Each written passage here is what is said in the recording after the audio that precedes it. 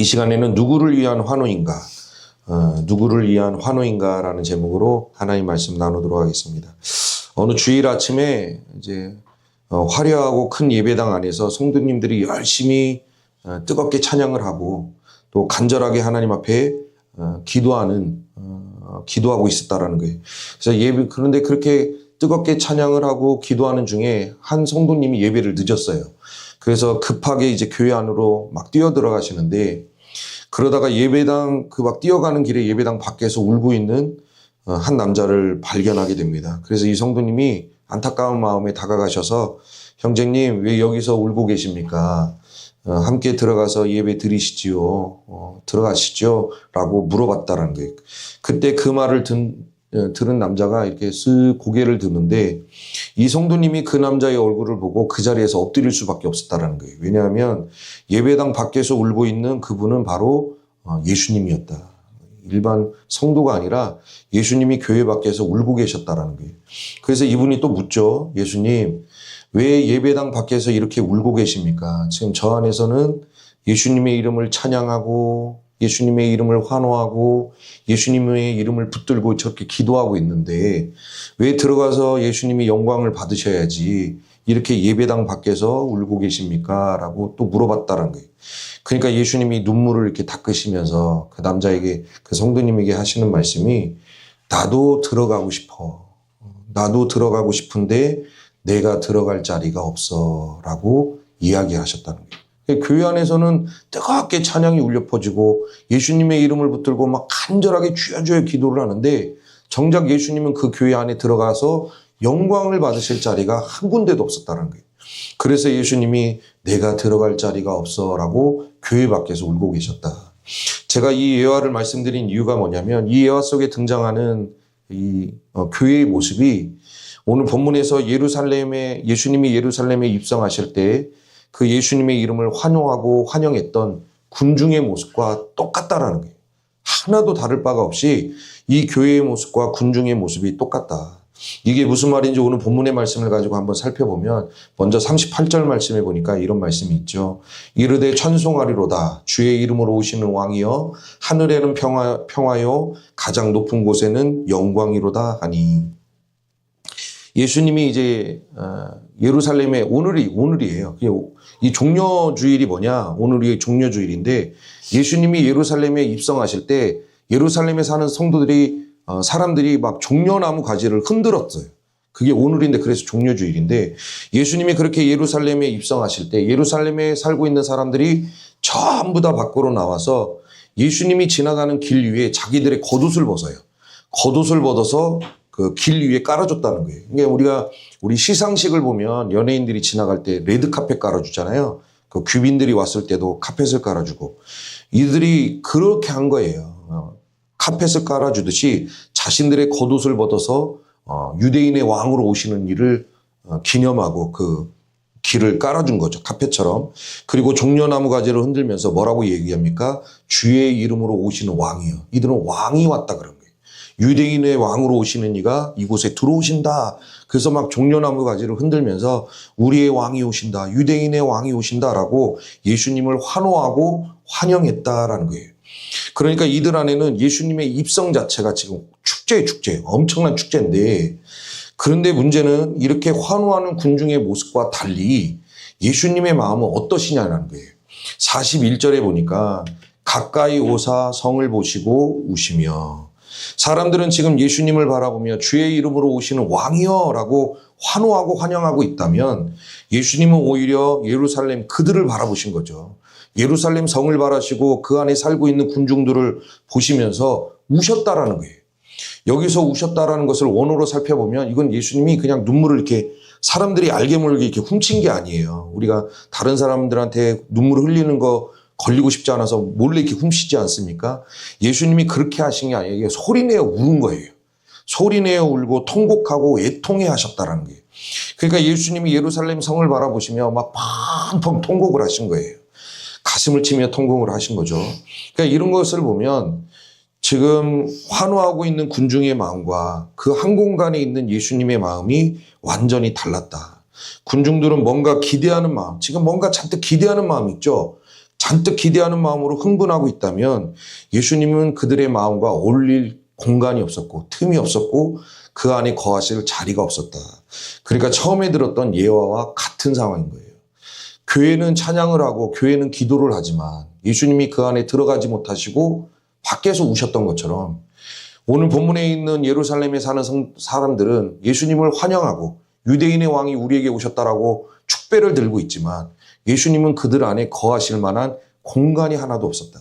이게 완전히 다름이 똑같다라는 거예요. 그러면 이렇게 군중의 마음과 예수님의 마음이 왜 다르냐 도대체. 같은 공간에 안에 있고 뭔가 같은 곳을 바라보고 있는 것 같은데 이렇게 군중의 마음과 예수님이 다른 이유가 뭔지 먼저 군중들의 마음이 무슨 마음이었는지를 한번 살펴보도록 하겠습니다. 37절과 38절에 보면 제자의 온 무리가 자기들이 본 바 모든 능한 일로 인하여 기뻐하며 이르되 찬송하리로다 주의 이름으로 오시는 왕이여. 지금 군중들이 바라보고 있는 게 뭐예요? 지금 예수님이 예루살렘에 막 들어오실 때 군중들의 머리 가운데 가슴 가운데 가득한 건 뭐냐면 자기들이 눈으로 확인한 바가 있는 거예요. 그 눈으로 확인한 바가 뭐예요? 예수님의 모든 능하신 일이에요.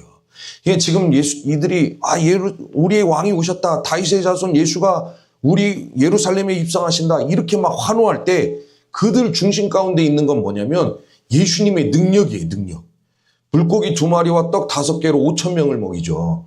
그 5,000명을 먹였던 사건, 안전뱅이를 일으키고 맹인의 눈을 뜨게 만들고 무슨 질병에 걸렸던지 예수 앞에 나오는 자마다 낫는 역사, 회복의 역사, 치유의 역사가 일어나고 귀신들은 예수님만 만나면 권세를 부리지 말고 소리를 지르고 떠나가요.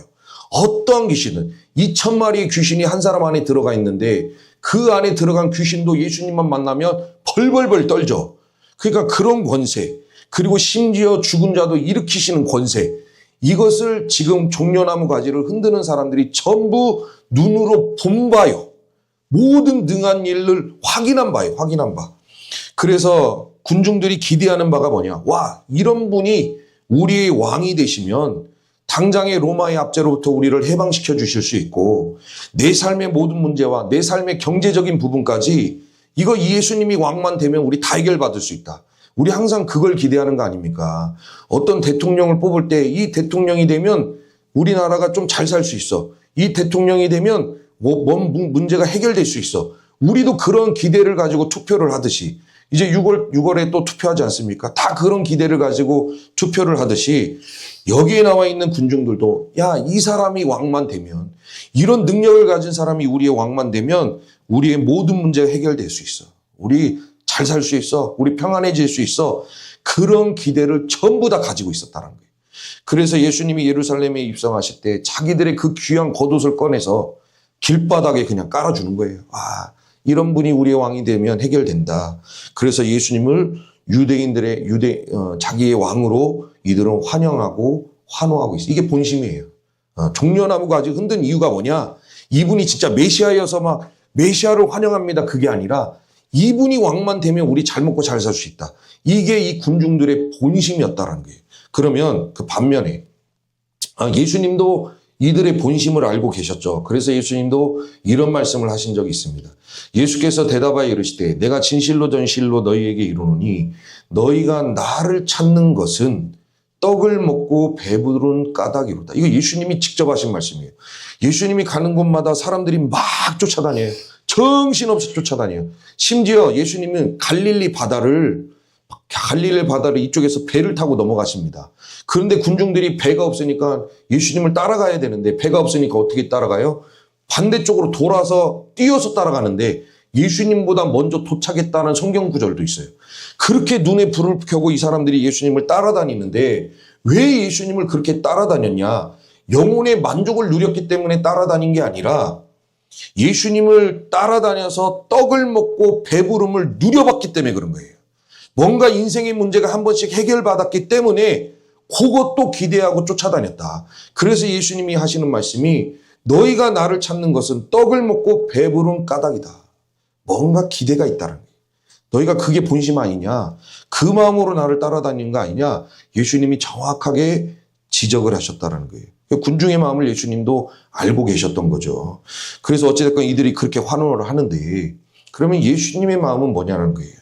예수님의 마음은 43절과 44절에 보니까 날이 이를지라 내 원수들이 토둔을 쌓고 너를 둘러 사면으로 가두고 또 너와 및 그 가운데 있는 내 자식들을 땅에 메어치며 돌 하나도 돌 위에 남기지 아니하리니 이는 내가 보살핌 받는 날을 알지 못함을 이남이니라 하시니라.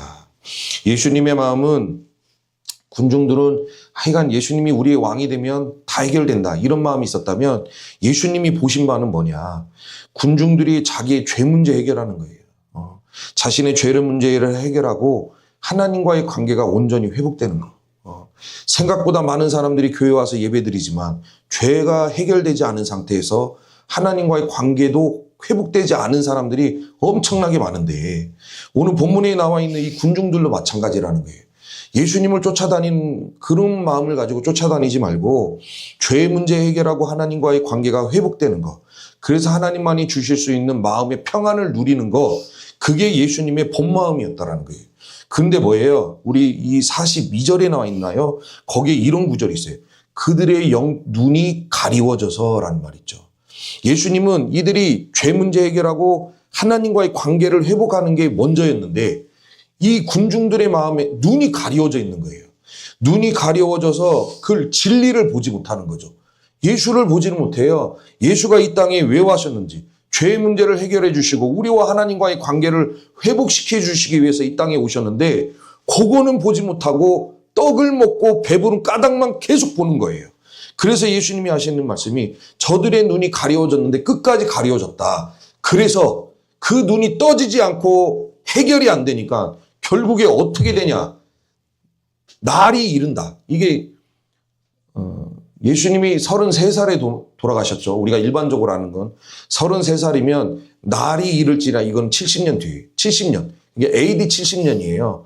그러니까 뭐 한 40년 지나서 날이 이를지라 내 원수들이 토둔을 쌓고 너를 둘러 사면으로 가두. 원수들이 너희들을 가두게 된다. 그리고 너와 및 그 가운데 있는 내 자식들을 땅에 메어치며 이 예루살렘 성전을 돌 하나도 돌 위에 남기지 아니하리니 전부 다 무너진다. 그러니까 예수님이 본 건 뭐예요? 40년 뒤에 이루어질 하나님의 심판을 본 거죠. 그러니까 지금 군중들의 마음은 예수님이 왕이 되면 우리 잘 먹고 잘 사는다. 요거를 기대하고 있는데 예수님이 바라본 바는 뭐예요? 40년 뒤에 돌 하나도 돌 위에 남기지 아니하고 전부 무너지는 예루살렘 성전을 바라보신 거예요. 그래서 예수님이 그걸 보시고 통곡을 하신 거죠. 그러니까 마음이 달라요.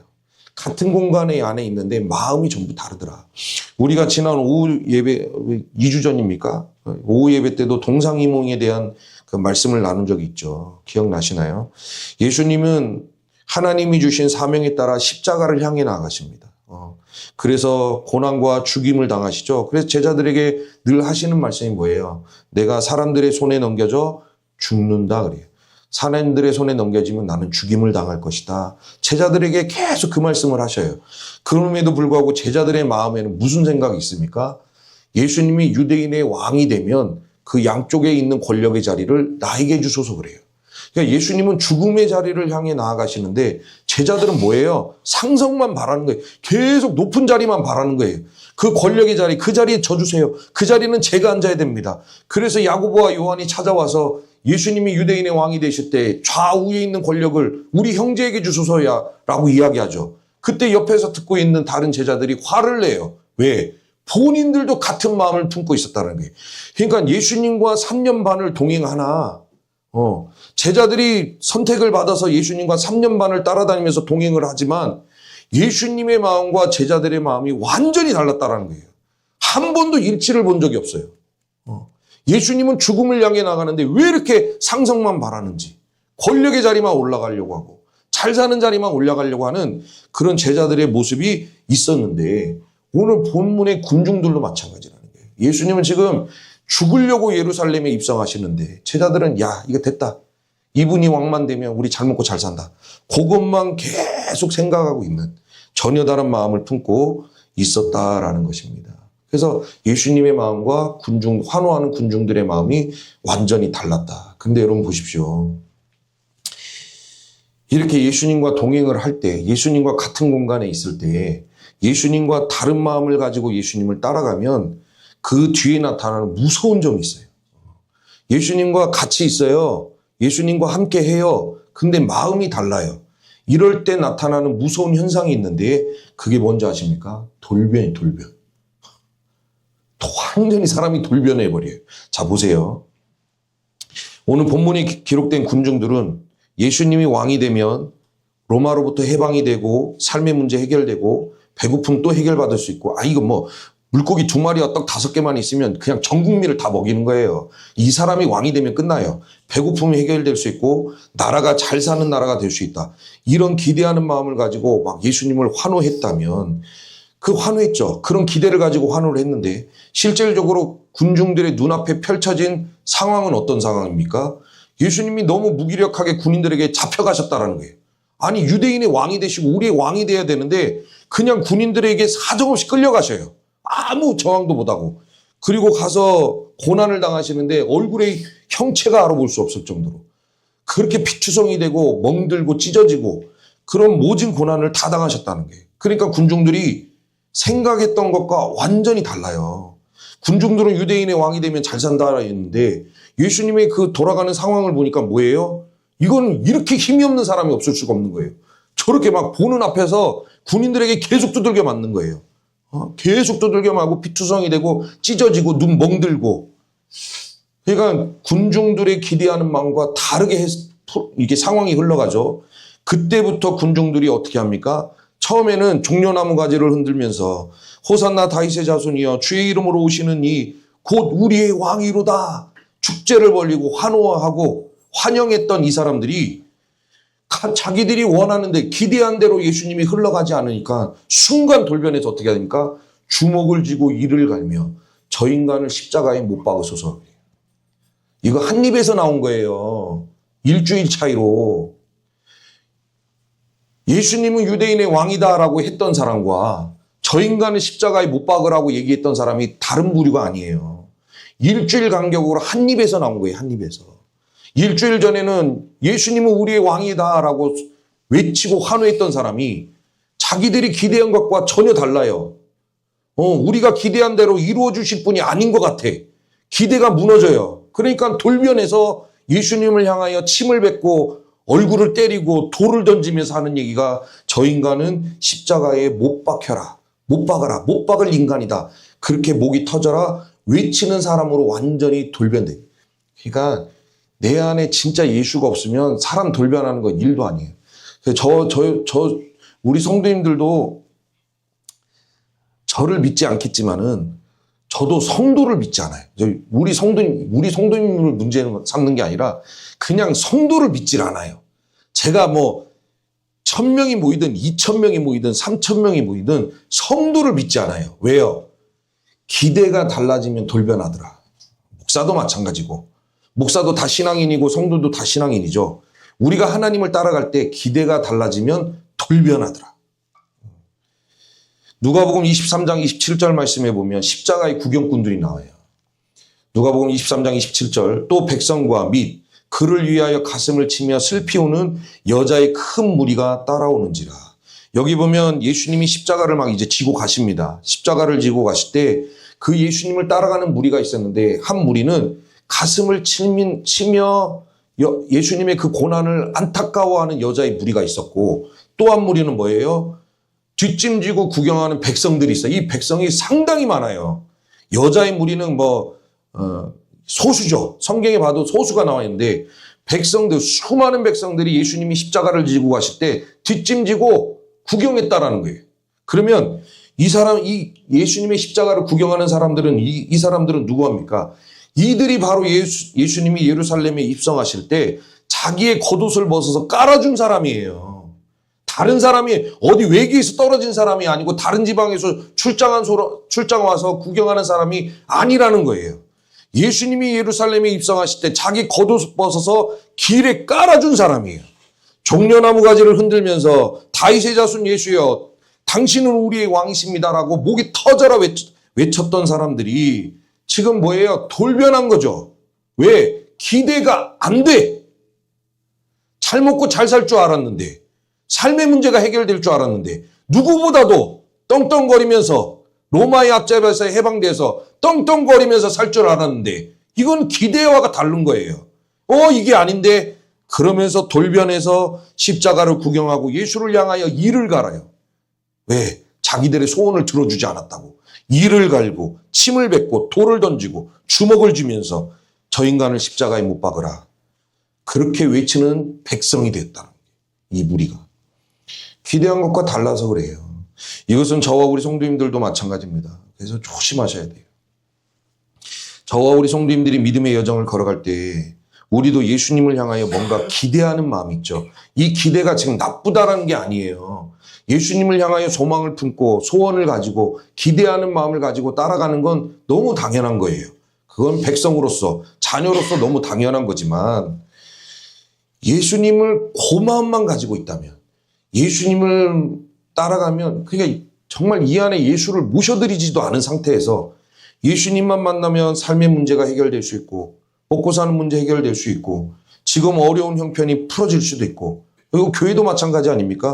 우리가 예수님만 잘 따라가면 큰 교회로 성장할 수 있어. 큰 교회로 성장하는 건 하나님의 전적인 주권인 줄 믿으시길 바랍니다. 저와 우리 성도님들이 막 미친 듯이 해도 하나님이 여기까지다 하면 여기까지예요. 근데 저와 우리 성도님들이 하나님 아버지가 해주시겠죠 라고 마음 놓고 있어도 아무것도 안 했어요. 마음 놓고 있어도 하나로 교회야 이만큼 성장이라 하면 우리가 여기서 이만큼 성장하게 될 줄 믿습니다. 기대하는 마음을 가지고 가는 건 당연하지만 그 기대가 하나님이 역사하시고 하나님이 긍휼히 여기시고 은혜 베풀어 주시면 아무 문제도 아니지만 지금도 당장도 우리 눈앞에서 이루어질 수 있는 현실이지만 문제는 하나님이 저와 우리 성도님들과 하나로 교회를 어떠한 방식으로 어떠한 방향으로 인도하실지는 아무도 알 수 없다는 거예요. 때로는 하나님이 우리가 기대하는 것, 우리가 소망하는 것과 전혀 다른 방향으로 우리의 삶을 인도하실 때가 있다는 거예요. 예수님도 보십시오. 예수님도 십자가를 지시기 전에 이 십자가의 잔이 할 수만 있거든 내게서 옮겨주옵소서. 얼마나 십자가를 지는 게 무겁고 고통스러우면 이 잔을 지금 내게서 옮겨주옵소서라는 기대가 있었어요. 근데 하나님이 예수님의 기대를 들어주십니까? 하나님의 아들의 기대도 안 들어줬어요. 왜? 하나님의 뜻이 아니니까. 바울도 보십시오. 육체에 가시가 있어. 너무 괴로워. 하나님께 능력 있게 쓰임 받지만 이 가시 때문에 삶이 너무 불편해요. 그래서 하나님 앞에 기도합니다. 이 가시를 내게서 제거해달라고. 기대와 소망이 있죠. 근데 하나님이 들어주십니까? 내 은혜가 내게 족하도다. 그 가시가 있어야 네가 겸손하고 끝까지 나에게 쓰임받을 수 있다. 그래서 하나님이 내버려 두셔요. 또 바울이 2차 전도 여행 때 1차 때 세웠던 교회를 돌아보는 게 바울의 기대였어요. 그런데 하나님이 그렇게 인도하십니까? 그렇게 인도 안 하셨다는 거예요. 아시아가 아닌 무시아, 유럽, 마게도냐로 가는 게 하나님의 뜻이었다. 그러니까 모든 것은 하나님의 뜻 가운데 이루어지는 거예요.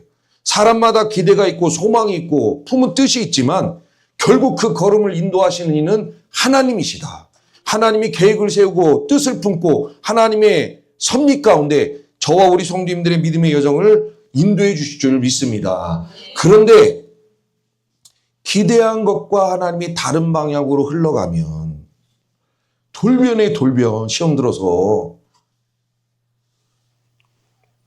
예수님을 3년 반 동안 따라다녔던 제자들 보십시오. 자신들이 기대한 것과 달라지죠. 그러니까 어떻게 돼요? 전부 다 도망가요. 전부 다 도망가요. 겉옷을 벗어서 환호했던 군중들. 자신들이 기대한 것과 달라지니까 돌변해서 십자가에 못 박으라고 외쳐요. 이렇게 돌변의 역사가 일어난다는 거예요. 저와 우리 성도님들도 이렇게 나도 돌변할 가능성이 있겠지라고 생각하시길 바라요.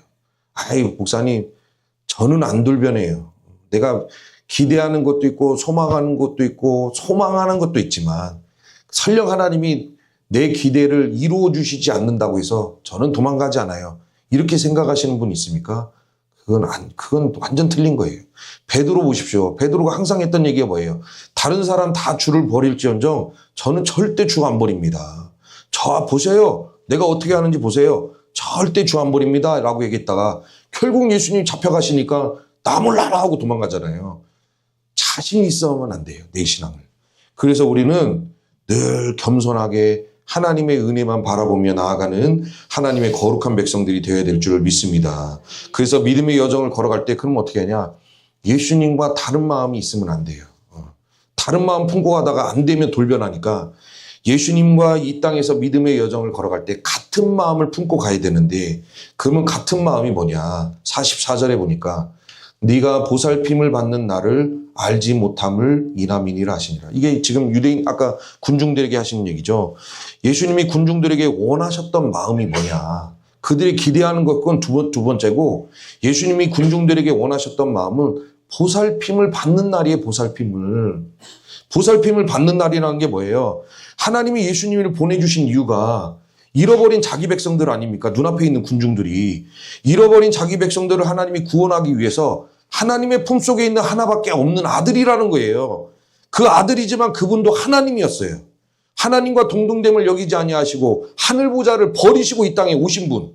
하나님의 아들을 이 땅 가운데 보내주신 이유는 아들을 믿고 구원받으라는 거예요. 죄를 가지고 있으면 지옥불에 떨어지니까 그 죄를 해결하고 하나님과의 관계를 회복해서 하나님이 주신 평안함을 누리라는 것. 그게 보살핌을 받는 거예요. 예수님이 군중들에게 원한 건 다른 게 아니었다는 거예요. 보살핌을 받으라는 거예요. 십자가의 보살핌. 그러나 군중들은 그 마음도 모르고 배고픔, 삶의 문제, 로마로부터 해방되는 거 그것만 기대하다가 결국 돌변해서 하나님의 아들을 십자가에 본인들의 손으로 못 박아 죽였다라는 거죠. 그래서 이 자리에 계신 저와 우리 성도님들은 이 마음 그냥 보살핌 받는 날. 우리 그 다른 성경 구절 있죠. 보라 지금은 은혜 받을 만한 때요. 구원의 날이로다. 지금은 뭐예요? 내 기대가 이루어지는 날이 아니라 하나님의 은혜가 우리 삶 가운데 임하는 날인 줄 믿으시길 바랍니다. 이때 군중들은 보살핌을 받는 날이었다면 오늘날 이 시대를 살아가는 저와 우리 성도님들에게 필요한 건 뭐예요? 은혜와 구원이더라. 그래서 예수님을 통하여 얻을 수 있는 유익이 많지만 그것만 기대하기보다는 확실히 예수님의 마음을 아시고 이 자리에 계신 저와 우리 성도님들이 그 예수님을 나의 주 나의 하나님으로 모셔드리는 은혜가 있기를 소망합니다. 정말 교회만 왔다 갔다 하시면 안 돼요. 중심에 예수가 있어야 돼요. 그 예수를 모셔드리고 구원의 백성으로 살아가는 보살핌의 은혜. 이번 한 주를 살아가실 때도 보살핌의 은혜를 누리며 살아가는 그 같은 마음을 품고 그렇게 살아가시는 저와 우리 성도님들이 될 수 있기를 소망합니다. 말씀을 맺겠습니다. 내일부터는 십자가를 묵상하는 고난주간입니다. 내 기대를 막 채워달라고 이 사람들도 자기들의 기대를 채워달라고 종려나무로 가지를 흔들었는데 저와 우리 성도님들은 하나님 내 기대 좀 채워달라고 종려나무를 흔드는 그런 한 주가 아니라 그 가지를 내려놓으시고 나를 위해 눈물을 흘려주신 주님을 정말 내 중심에 모셔드리고 모셔드린 사람과 모셔드리지 않은 사람은 다르다고요.